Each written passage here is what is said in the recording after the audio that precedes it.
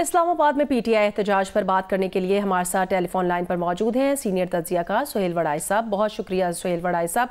कहिएगा कि पीटीआई कारकुन मुजाहमत करते डी चौक तक पहुंचे, क़यादत चली गई और सैकड़ों मुजाहिरीन धरने के लिए वहां धर लिए गए। जिस तरह एहतजाज खत्म हुआ उसके तहरीक इंसाफ की स्ट्रीट पार्क पर क्या असरात होंगे?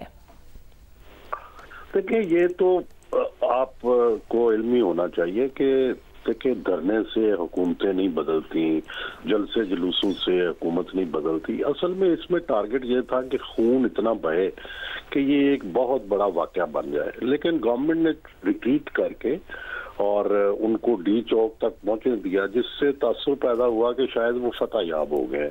लेकिन it was a trap like 9 मई।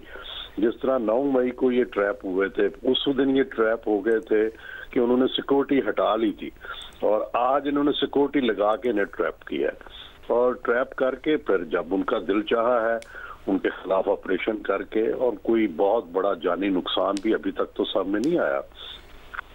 तो मैं ये समझता हूँ कि स्टेट जाहिर है ये तो अफोर्ड नहीं करती कि इस्लामाबाद सीज हो जाए और इस्लामाबाद में लोग बैठ जाएं। दूसरी तरफ जब बेलारस के प्रेसिडेंट भी आए हुए हैं, तो इट वाज ए पीटीआई को सबक सीखना चाहिए। ठीक है, वो डिसरप्ट तो कर देते हैं कुछ दिनों के लिए स्टेट के मामलात, लेकिन इससे उन्हें कुछ हासिल नहीं होता, बल्कि स्टेट और अनाय हो रही है। और बजाय इसके कि वो उनको कोई इससे रिलीफ मिले, इससे तो उन पर सख्तियां बढ़ रही हैं। तो ये उनकी स्ट्रेटजी जो है बड़ी फॉल्टी है। वो ये तो पॉपुलैरिटी तो उनके पास पहले भी है, तो पॉपुलैरिटी साबित अगर वो करना चाहते हैं बार बार स्टेट को, तो उसका तो फायदा नहीं। वो तो सबको पता है कि वो पॉपुलर है।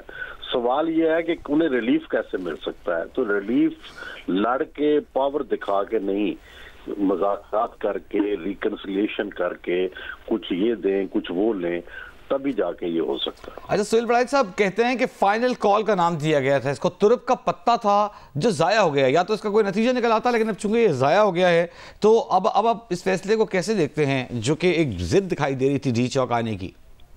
नहीं, वो यही था ना कि असल बात तो ये है कि बार्गेनिंग पोजीशन इमरान की और कमजोर हो गई है। पहले जो बार्गेनिंग पोजीशन थी वो जब 8 फरवरी के इलेक्शन हुए तो उस वक्त बहुत अच्छी थी बार्गेनिंग पोजीशन। अगर उस वक्त मामला तय हो जाते तो शायद सेटलमेंट बेहतर हो जाती। अब ज्यों ज्यों ये कमजोर होती जाएगी पीटीआई, और अब देखे ना, ये आखिरी एक था कि हम जो है आके इस्लामाबाद ब्लॉक कर देंगे, हम जेलों के दरवाजे खोल लेंगे। ये भी आज ऑप्शन जो है पता लग गया कि स्टेट से तो लड़ना बड़ा मुश्किल होता है। तो मेरा ख्याल है आधा घंटा भी नहीं रुका वो क्राउड जो असलम भी चला रहा था, जो आंसू गैस भी चला रहा था। तो स्टेट से लड़ना बहुत मुश्किल है, नामुमकिन होता है। तो वो बार बार ये साबित हो रहा है, 9 मई को भी साबित हुआ, अब भी साबित हुआ।